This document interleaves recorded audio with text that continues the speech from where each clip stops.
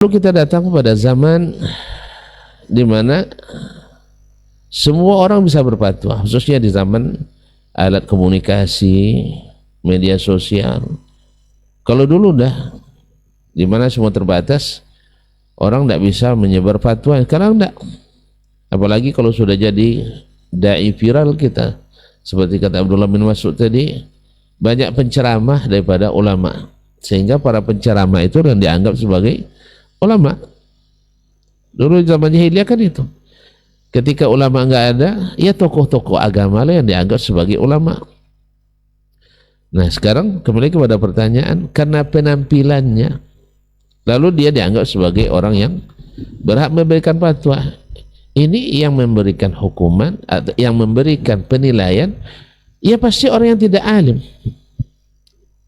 Padahal dulu yang memberikan penilaian seorang berhak berfatwa itu adalah para ulama dan fuqaha. Lihat misalnya Imam Malik rahimahullah tidak berani berfatwa hatta yuzakkihi atau hatta yuzakkiyahu sab'una faqihan min fuqaha'il Madinah, sampai 70 orang faqih Madinah memberikan rekomendasi bahwa dialah yang berhak berfatwa. Itulah sebabnya kenapa ada apa namanya semacam moto, atau moto bukan anekdot, apa moto ya, bahwasanya kaifa ufti wa malikun fil Madinah. Selama masih ada Malik, tidak ada orang yang berani berfatwa di Madinah. Selama Malik ada, tidak ada yang berani berfatwa. Kenapa? Karena memang direkomendasikan oleh para ulama. Nah, yang direkomendasikan para ulama ini, coba lihat seperti diisyaratkan oleh Dr. Hidayatullah tadi, datang orang dari Andalus. Tadi Baqi' bin Makhlad berjalan kaki dari Andalus ke Baghdad di Irak. Berbulan-bulan itu, tidak kurang dari 6 bulan. Subhanallah. Ini jalan kaki dari Andalus ke Madinah, ya lebih kurang sekitar 5 bulan atau 4 bulan setengah di jalan. Sampai di Madinah, dia utusan orang sana membawa pertanyaan, ada yang mengatakan 50, ada yang mengatakan 40. Dijawab hanya 5, ada yang mengatakan dijawab hanya 15. Aku lihat kebanyakan tidak dijawab. Apa kata imam? Apa yang bertanya? Madza aqulu lin-nas? Apa yang akan saya sampaikan nanti? Ada dalam muftinya dunia Islam hari ini. Apa jawab Imam Malik? Ya karena dia termasuk inna yakhshallaha min ibadihil ulama. Dia tidak memikirkan harga dirinya, ketenarannya, kepiralannya. Dia tidak merasa rendah ketika mengatakan la adri, la adri. Kebanyakan dari soal itu dijawab la adri, sampai bingung yang menanya. Lalu apa yang saya katakan? Katakan Malik tidak tahu. Gitu aja kok repot. Tapi apakah jatuh harga Malik di Andalus? Tidak. Jatuh harga Malik di Madinah? Tidak. Jatuh harga Malik sampai hari ini? Tidak, tambah mahal. Kenapa? Yang mengangkatnya Allah Subhanahu wa ta'ala.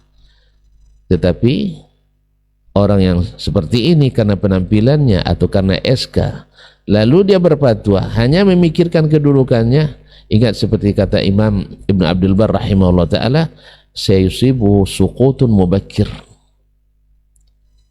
yaitu naik daun cepat, nanti lisut daun cepat. Makanya ada yang mengatakan cepat naik daun. Kalau cepat naik daun, cepat pula kering daun. Karena daun yang bertahan lama itu bukan yang cepat naik, tapi daun yang ada di ketiak pohon itu yang lama hijaunya. Sedangkan yang langsung terkena paparan matahari dan banyak dilihat orang, itu cepat jatuhnya.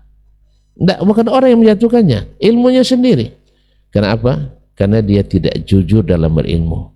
Makanya ketika Syekh Bakar Abu Zaid menulis kitab dengan penuh dengan nukilan dari as-salaf, bukan perkataan beliau, tapi nukilan daripada ulama sebelumnya.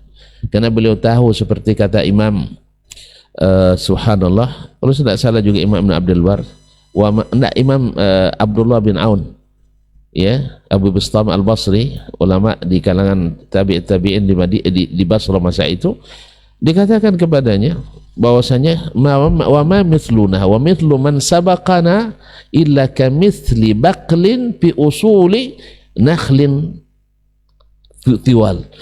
kita ini ibaratnya dengan orang yang pendahulu kita ini masih di zaman min afdalil usur. Perumpamaan kita dengan orang sebelum kita, tentu dia kalau tabi'in berarti tabi'in dan para sahabat ibarat sebuah sayur batang sawi di pangkal pohon kurma yang tinggi-tinggi. Nah, ini pandangan orang yang dididik dengan manhaj as-salaf. Tahu dia nilai ilmu as-salaf. Karena mereka paham asal ilmu itu seperti kata Imam Ali bin Abi Thalib radhiyallahu anhu, ilmu nuqtah.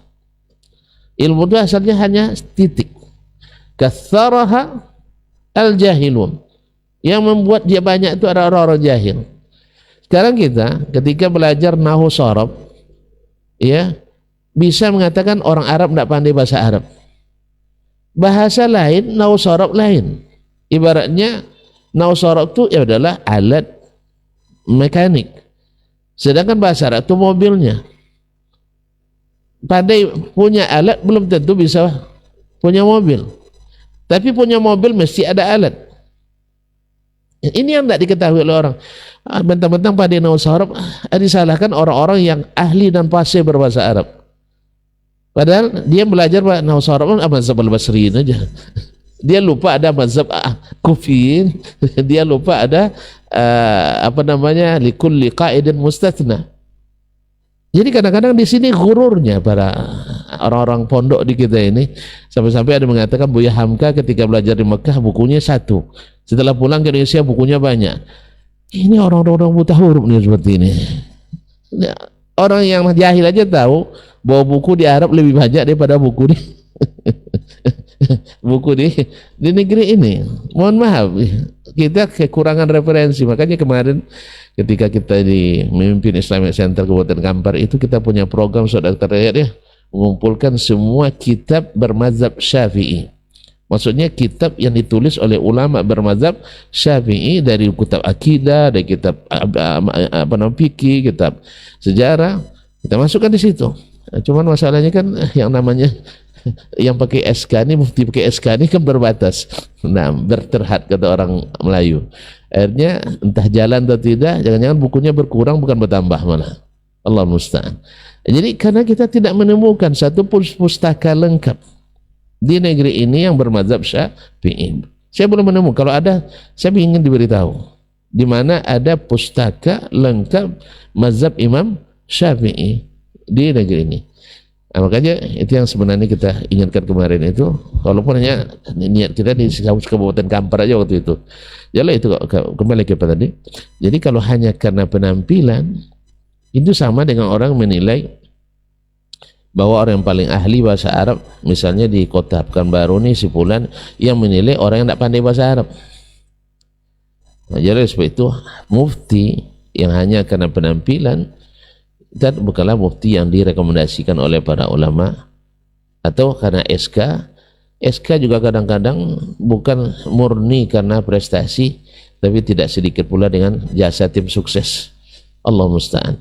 Tapi kembali, siapapun yang ditunjuk jadi mufti atau siapapun yang merasa atau menjadikan dia sebagai mufti, yang penting baginya adalah satu, mesti ikhlas, dua, mesti takut pada Allah, tiga, mesti bertakwa kepada Allah, yang ketiga, ingat jangan berfatwa kecuali dengan ilmu, yang kelima, dan fatwa itu ingat berubah dengan perubahan masa, tempat dan hajat dan sebagainya, bukan makna ikut hawa, tidak. Oleh sebab itu, itulah di antara alasan kenapa Imam Malik menjawab tidak tahu, karena beberapa kejadian itu khusus terjadi di Andalus.